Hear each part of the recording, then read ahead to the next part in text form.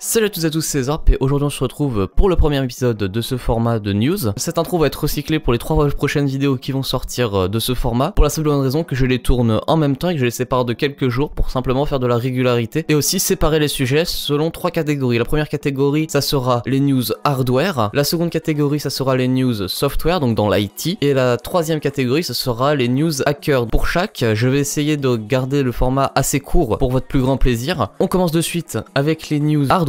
Avec cette vidéo de Gamer Nexus qui a été postée il y a de cela quelques jours où il débunk le connecteur 12 pins d'Nvidia qui était connu pour prendre feu selon des problèmes d'usine. Donc Gamer Nexus en arrive à la conclusion suivante: selon lui ça serait le débranchement répété du connecteur qui pourrait amener à mal le brancher, et en gros comme on peut le voir sur cet extrait là, c'est lorsque le connecteur serait mal branché qui serait le plus probable de créer des problèmes comme par exemple la fonte du plastique et le dégagement de fumée. Il dit également que ça peut être aussi dû à de la poussière dans le connecteur et donc à l'érosion due au fait de le débrancher, de le rebrancher. Donc pour éviter ces problèmes là, vous pouvez de ce fait vérifier que votre carte est bien branchée, bien verrouillée, et éviter de le débrancher et rebrancher. Seconde news, donc cette fois-ci je le tiens de subtract.com, donc c'est une newsletter que je reçois régulièrement, et en gros dans cette newsletter on nous annonce que Google va faire des puces, donc du hardware open source. Donc pour ceux qui savent pas, open source à la base dans le software c'est lorsque l'on rend le code d'une application visible de tous, et en gros là ça serait des schémas de puces que Google rendrait publics et permettrait à différentes personnes compétentes à travers la planète de pouvoir les aider à les améliorer. Donc il faut pas se voiler la face, c'est bien Google qui fait ça, donc une entreprise qui attend de générer des profits sur ça. Donc comment est-ce qu'on fait pour générer des profits? C'est simple, c'est parce que les ingénieurs qu'ils n'engagent pas pour faire les schémas de puces, ils vont les avoir dans le grand public. Ça n'empêche pas qu'ils ont quand même une énorme équipe et qu'ils ont quand même assez d'ingénieurs pour pouvoir créer des puces. Ça va leur permettre de leur côté à faire des puces plus optimisées, donc ils vont peut-être moins consommer, ça sera plus économique et plus écologique évidemment. Et en plus de cela, comme les puces seront open source, elles pourront être reprises de n'importe qui